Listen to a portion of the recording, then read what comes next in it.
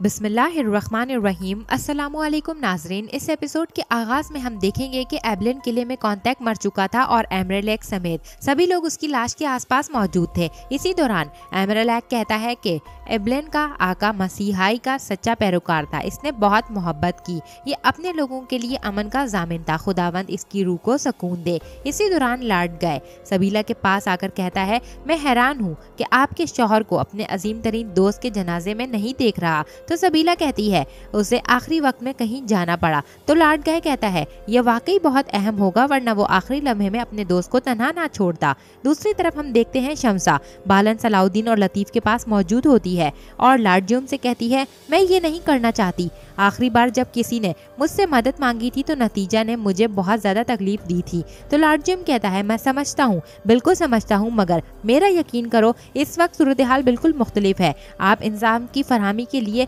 खिदमत करेंगी, यकीनन खुदाबंद भी इसे बेअजर नहीं छोड़ेगा। इसी के साथ हम एक बार फिर से एमरेलेक और सबीला को साथ देखते हैं जहां पर वो बग्गी में सवार कहीं जा रहे थे और इसी दौरान एमरेलेक कहता है कि ये नागवार है, लॉर्ड जोम ने हमें नहीं बताया कि वो कुछ से जा रहा है। तो सबीला कहती है उसे कहीं जरूरी काम से जाना था बाबा, इसलिए उसने मुझसे कहा कि मैं ये पैगाम आपके तक पहुंचा दूं। तो एमरेलेक कहता है जब वो आएगा तो मैं इससे मिलूंगा। ये सुनकर शहजादी कहती है अच्छा। तो वो बादशाहत के मुस्तकबिल के लिए बहुत ज्यादा परेशान रहता है। कॉन्टैक्ट इसका करीबी दोस्त था, तो इस पर एमरेलेक कहता है मैं दोस्ती का हक अदा करने की पूरी उसे मौका दूंगा, उसको एबलिन में शामिल करने के बारे में सोच रहा हूँ, मतलब कि तुम्हारी जमीनों में। इसके साथ ही हम दूसरी तरफ देखते हैं लॉर्ड जोम शमसा से कहता है कि अगर आप हमारे साथ आई तो मैं आपको ऐसे शायर के बारे में बताऊंगा जिसके बारे में मुझे उम्मीद है कि आपने कभी नहीं सुना होगा, शायद वही मिल जाए जो आपको चाहिए, जिसकी आपको तलाश है। ये सुनकर सलाहुद्दीन शमसा से पूछते हैं आप क्या तलाश कर रही हैं? तो शमसा कहती है एक गाना जिसका मुझे सिर्फ एक हिस्सा ही याद है। तो फिर लॉर्ड जोम कहता है कि मैं आपके साथ आपको हर एक काम में मदद करूंगा। इसी दौरान शमसा लॉर्ड जोम से कहती है ठीक है, मैं आपके साथ चलूंगी और यहाँ पर मेरी ये आखिरी रात होगी।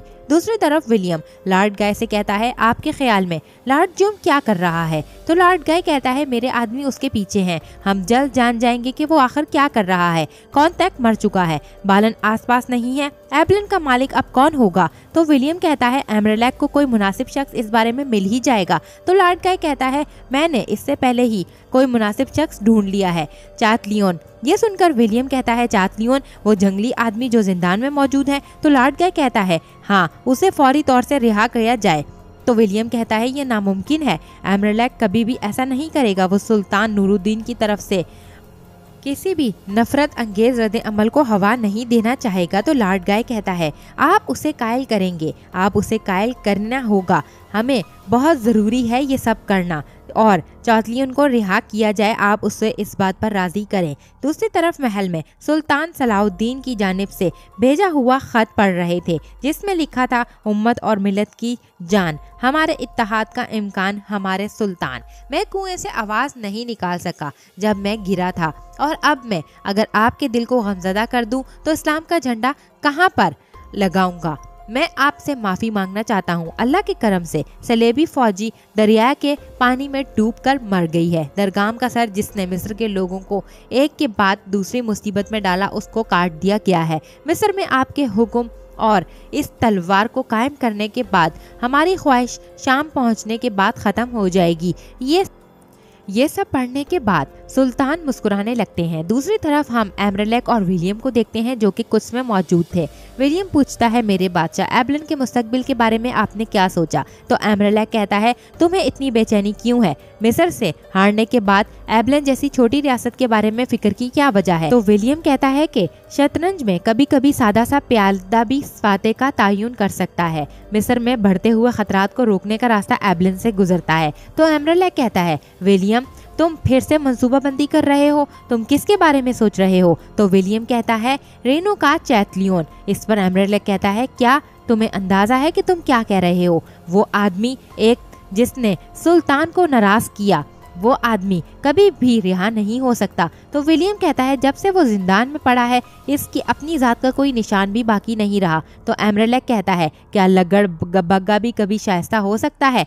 इसने मुसलमानों को और मशरिकी ईसाइयों को कत्ल किया, इसीलिए इसे कैद में रखा गया है। तो विलियम कहता है मुझे सब याद है, हमें फकत उसकी ताकत से ज्यादा उसकी शोहरत की जरूरत है। चातलियन को अपने काबू में रखना ही हमारे लिए बहुत बड़ा फायदा बन सकता है, मगर एमरेलेक कहता है वो हमारे लिए भी मसाइल पैदा करेगा, वो खामोश नहीं रहेगा। तो विलियम कहता है वो खामोश रहेगा, आपको मैं यकीन दिलाता हूँ इसकी डोर हमारी गिरफ्त में होगी।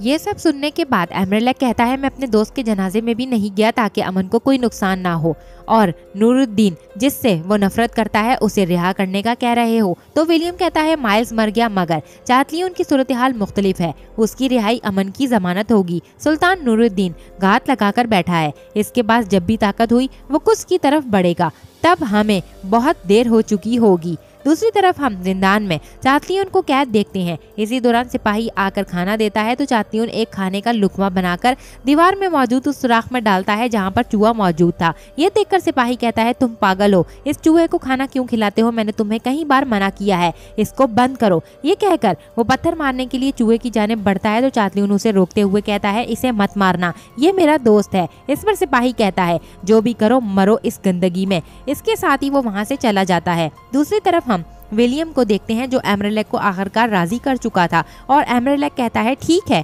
मैं सिर्फ उसे आज़ाद कर रहा हूँ, जहाँ तक एबलेन का ताल्लुक है मैं इसे ज़मीन का एक टुकड़ा भी नहीं दूंगा। मैं एबलेन को लॉर्ड जियोम की सरजमीनों में शामिल करने जा रहा हूँ, मगर मैंने अभी हतमी फैसला नहीं किया, मैं बेहतरीन इम्कानात के बारे में सोच रहा हूँ। तो विलियम कहता है लॉर्ड जियोम बिलाशुबा बेहतरीन फैसला तो हमारे बादशाह का ही होगा। तो एमरेलेक कहता है विलियम को मैं तुम्हें तंबीह करता हूँ कि ये चातलियन अगर कोई मामूली सी भी गलती करता है तो इसका हिसाब मैं तुमसे लूंगा, ये बात जान लो। इसके साथ ही हम दूसरी जानिब देखते हैं जहां पर माइल्स की बीवी कहीं जाने के लिए तैयार होती है। इतने में उसे खातून आकर कहती है बग्गी तैयार है मोहतरमा, तो वो भी कहती है मैं भी तैयार हूँ। इसके साथ हम दूसरी जानिब का मंजर देखते हैं जहां पर शहवार और काजी फाजिल ने सलाउद्दीन और उनके साथियों को दावत पे मदऊ किया था, और जौहर आकर शहवार के आसपास खड़ा हो जाता है। तो ये देखकर शेरको और सलाउद्दीन बहुत गुस्से में आ जाते हैं।